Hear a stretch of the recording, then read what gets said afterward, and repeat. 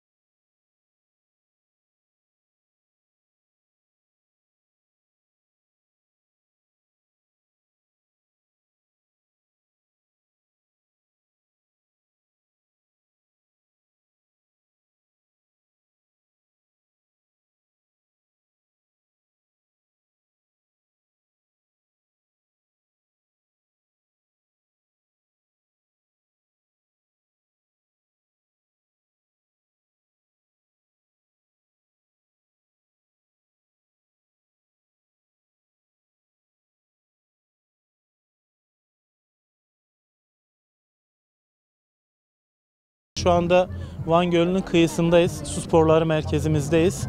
Biraz önce açılışımızı gerçekleştirdik. Hakikaten çok dolu dolu, çok güzel, Van'a, Edremit'e yakışır bir açılış oldu. Şu anda da alanda gördüğünüz gibi çocuklar, kadınlar, yetişkinler, herkes burada Van Gölü'nün hafta sonunun keyfini çıkarıyor. Bugün 11.sini düzenlediğimiz Su Sporları Festivalimiz bugün ve yarın devam edecek. 500'e yakın sporcumuz yarışacak, çeşitli ödüller olacak. Bir taraftan spor kardeşliktir, bir araya gelmektir ve kültürlerin buluşmasıdır diyoruz festivalle birlikte.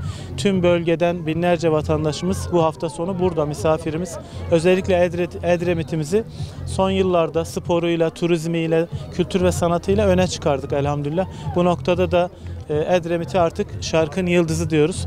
Ve yine Van Gölü'nün özellikle son zamanlarda dip çamur temizliği ve yüzey temizliği devam etmektedir. İnşallah binlerce yıllık bu güzel en güzel mavisiyle olan Van Gölü'nü bir sonraki kuşaklara temiz bir şekilde teslim edeceğiz. Bu da bizim görevimiz. Katkı sunan paydaşlarımıza, Gençlik Spor İl Müdürlüğümüze, valiliğimize, 100. Yıl Üniversitemize ve buraya gelerek yarışmalara katılan tüm sporcularımıza tek tek şükranlarımı arz ediyorum. Bugün Edremit Su Sporları Festivali'nin açılış etkinliği için bir araya gelmiş bulunmaktayız. Hepinize hoş geldiniz diyorum. Bu etkinliğin gerçekleştirilmesinde katkı sağlayan, liderlik yapan Edremit Belediye Başkanımız başta olmak üzere Edremit Kaymakamımıza, bütün sporculara, Gençlik Spor İl Müdürlüğü'ne destek veren bütün Vanlı hanımefendilere, beyefendilere, gençlere candan, kalpten, yürekten teşekkür ediyorum. Edremit Su Sporları Festivali'nde Van'ımıza hayırlı uğurlu olmasını diliyorum. Van Gölü sadece bir göl değil, bir Türkiye'nin bir değeri, kültürel bir varlık, ekonomik bir varlık, tarihsel bir varlık. Bunu korumak için elimizden geleni yapıyoruz. Şu anda dip çamur temizliği, Büyükşehir'in Çevre Bakanlığımızla beraber yürüttüğü dip çamur temizliği yoğun bir şekilde devam ediyor. Şu ana kadar yaklaşık 100 milyon para harcamışız bu için. Daha da devam edecek.